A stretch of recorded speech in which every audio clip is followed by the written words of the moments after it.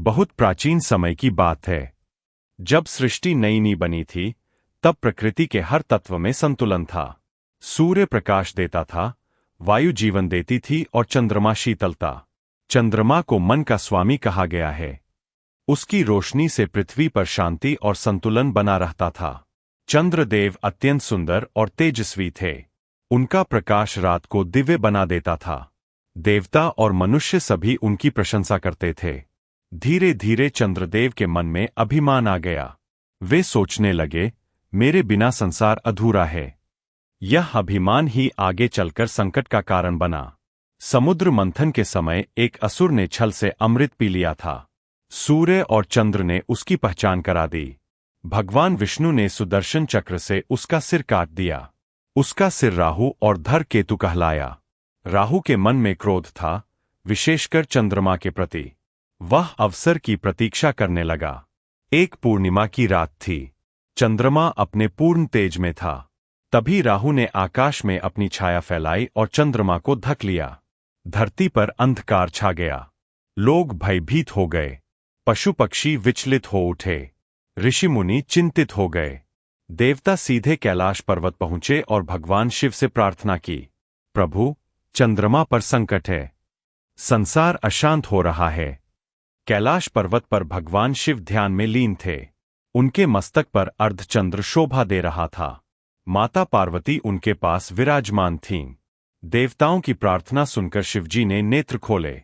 उनका तीसरा नेत्र हल्की ज्योति से चमक उठा। माता पार्वती ने पूछा, प्रभु, क्या यह राहु का प्रभाव है? शिवजी बोले, हाँ देवी, यह कर्म और संतुलन का परिणाम है। परंतु चिंता मत करो। शिवजी खड़े हुए। उन्होंने डमरू बजाया। उनकी जटाओं से ऊर्जा की लहरें निकलीं। उन्होंने तांडव आरंभ किया। जैसे ही उनका तांडव बढ़ा, आकाश में कंपन होने लगा। राहु भयभीत हो गया। वह चंद्रमा को पूरी तरह निगल नहीं पाया। कुछ समय बाद उसकी छाया हटने लगी। चंद्रमा फिर से प्रकट हुआ, थोड़ा मंद पर सुरक्षित। ने देवताओं से कहा, यह घटना समय समय पर होती रहेगी। इसे चंद्र ग्रहण कहा जाएगा। यह संसार को स्मरण दिलाएगा कि प्रकाश और अंधकार दोनों जीवन का हिस्सा है। माता पार्वती ने पूछा, तो क्या यह अशुभ है? शिवजी मुस्कुराए, नहीं देवी, जो साधक इस समय मेरा स्मरण करेगा, उसे 1000 गुना फल मिलेगा, क्योंकि अंधकार में किया गया जप सबसे शक्तिशाली होता है। चंद्र ग्रहण का आध्यात्मिक अर्थ। चंद्रमा मन, राहु नकारात्मक विचार, ग्रहण भ्रम और भय, शिव आत्मबल और चेतना। जब जीवन में ग्रहण लगता है, तो हमें शिव का स्मरण करना चाहिए।